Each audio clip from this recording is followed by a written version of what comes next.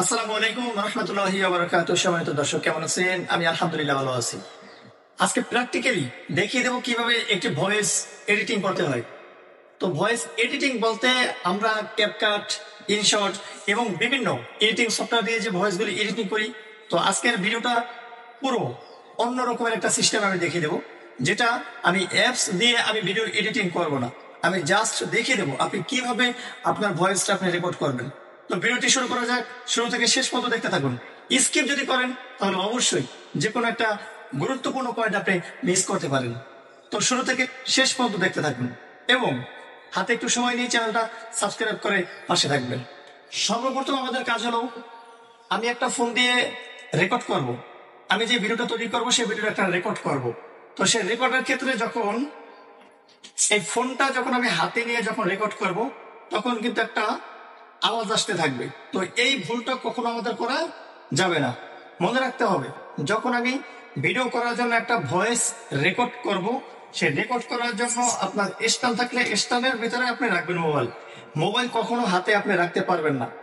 তো এভাবে রাখবেন, মোবাইলের সাথে কোনো স্পর্শ আপনার থাকতে পারবে না। তারপর আপনি সিম্পলি আপনি ভয়েসটা রেকর্ড করতে থাকবেন। তো সেক্ষেত্রে ভয়েসটা রেকর্ড করার সময় আপনি কখনো এভাবে ভয়েস রেকর্ড করবেন না। এখন আপনার হাতের ফোনটা দিয়ে আপনি ভয়েসটা রেকর্ড করবেন।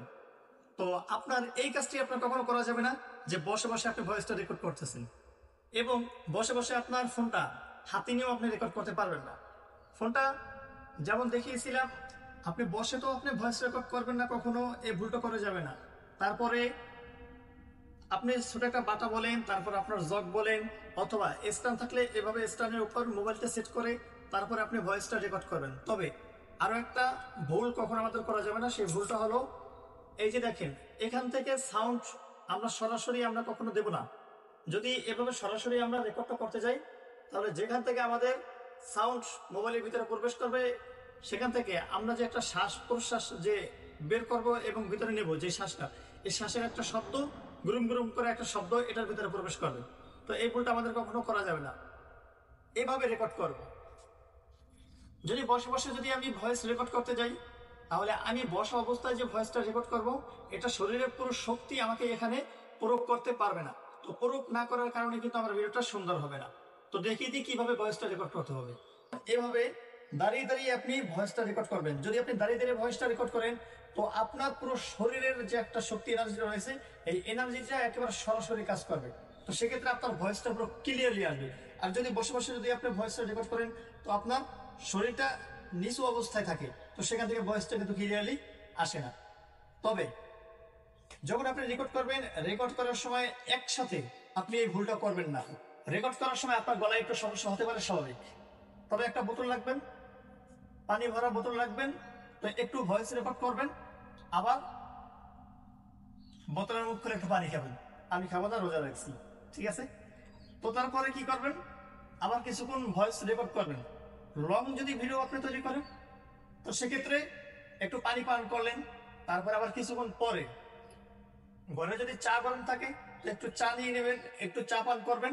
তারপরে আপনি আবার ভয়েসটা রেকর্ড করবেন। আপনার গলা পুরোপুরি ক্লিয়ার রাখতে হবে, এইদিকে আপনার ফোকাস করতে হবে। আরো একটা জিনিসের দিকে আমাদের ফোকাস করতে হবে, সেটি হলো এই যে ঘরের জানালা রয়েছে, এই জানালাটা আমরা জানি ভয়েস রেকর্ড করার সময়, ভিডিও তৈরি করার সময় ঘরের জানালা, দরজা যা কিছু আছে সবকিছু বন্ধ করে তারপরে আমরা ভিডিও তৈরি করব। তবে এক্ষেত্রে আমাদের একটু ভুল রয়েছে, সেটা হলো এই জানালাটা যদি আমি এভাবে আটকিয়ে দিই, এভাবে আটকে দিলাম। তো আটকে দেওয়ার পরে দরজাটা আমি আটকে দিলাম। আটকে দেওয়ার পরে যখন আমি ভিডিওটা তৈরি করব, ভিডিওটা তৈরি করার সময় ঘরের ভিতর থেকে গুরুম গুরুম শব্দ আসতে পারে। তো সেক্ষেত্রে কিন্তু আমাদের ভয়েসটা নষ্ট হওয়ার সম্ভাবনা বেশি থাকে। তবে একটা কাজ করবেন, এটা হচ্ছে একটা টেকনিক। যেমন এই জানলাটা আমি জাস্ট সামথিং পরিমাণ আমি একটু খোলা রাখবো। পুরোপুরি খোলা যদি রাখি, বাইরে যে সকল শব্দ থাকে সেই শব্দটা কিন্তু ঘরের ভিতরে প্রবেশ করবে। তো সেক্ষেত্রে আমি সামথিং পরিমাণ খোলা রাখবো। দরজা আমি সামথিং পরিমাণ খোলা রাখবো। আর যদি দরজা যদি খোলা নাও রাখি, তাতে সমস্যা নাই। দুই পাশে দুইটা জানালা সামথিং সামথিং খোলা রাখবেন।